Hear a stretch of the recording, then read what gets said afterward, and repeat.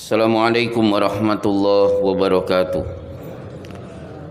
Alhamdulillah wassalatu wassalamu ala rasulillahi wa ba'du. Jamaah salat subuh yang dimuliakan oleh Allah, sudah kita pelajari tentang rumah-rumah di surga. Pagi hari ini kita akan membahas makan-makannya ahlul jannah. Kalau kita buka Quran, maka makanan yang mendominasi orang-orang beriman di surga adalah buah-buahan. Ayatnya sangat banyak, tidak mungkin saya bacakan satu persatu saking banyaknya. Tapi menariknya, Rasulullah SAW bersabda, tuhfatuhum faziyadatu kabidil hud. Sambutan pertama kali bagi penghuni surga, begitu masuk mereka akan mendapatkan hidangan hati ikan. Itulah makanan pertama kita di surga. Puas dengan hati ikan yang kita makan, summa yunharu lahum surul jannah. Setelah itu Allah akan menyembelih seekor sapi yang dagingnya cukup dimakan seluruh penghuni surga. Itulah makanan kita kedua. Dan ini menunjukkan betapa besarnya sapi, karena satu sapi dagingnya cukup untuk seluruh penghuni surga. Tapi Allah juga berfirman, walahmi tayrin mimma yashtahun. Mereka juga akan diberi daging burung yang lezat rasanya. Sampai Abu Bakar berkomentar, innaha la naimah. Ya Rasulullah, betapa nikmatnya daging burung itu. Nah, kemudian kalau ada pertanyaan, ketika nanti di surga, apakah makanan-makanan yang kita makan di dunia kembali kita makan di surga? Jadi para pecinta sambal tumpang, sayur bobor dan lain sebagainya, mungkin timbul pertanyaan ini. Maka jawabannya adalah, kita lihat salah satu komentar penghuni surga ketika sedang makan. Allah berfirman, qalu hadzal ladzi ruzikna min qabl.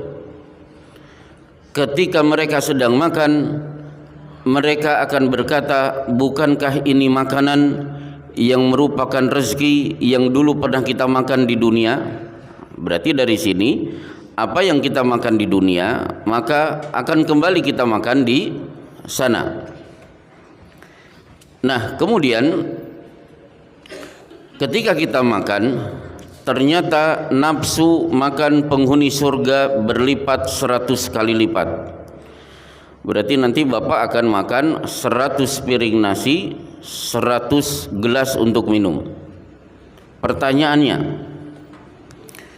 apakah berarti penghuni surga begitu makan luar biasa banyaknya? Apakah kita nanti lapar menyebabkan makan begitu banyak? Maka Allah berfirman di surat Toha, innaka alla tajua wa la ta'ra. Dua ayat menerangkan bahwa engkau nanti di surga tidak akan lapar juga tidak akan haus.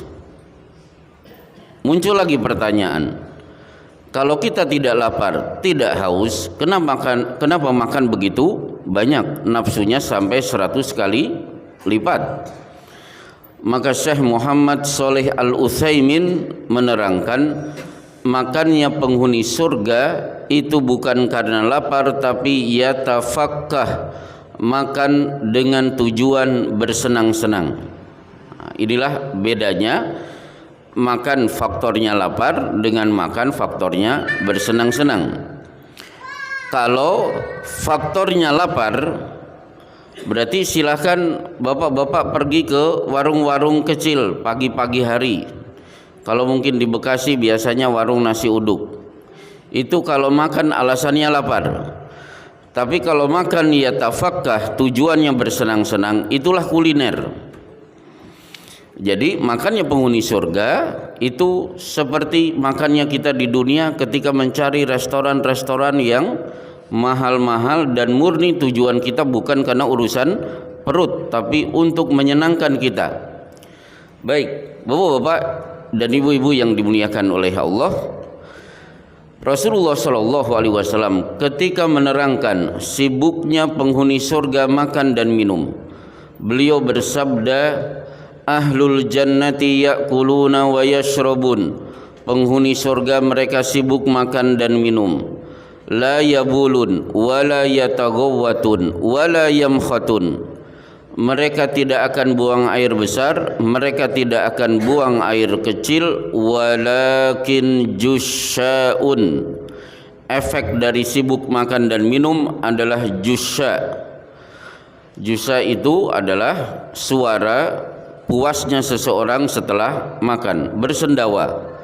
Karihil mis, maka yang keluar adalah aroma kesturi, bukan aroma dari makanan yang kita makan.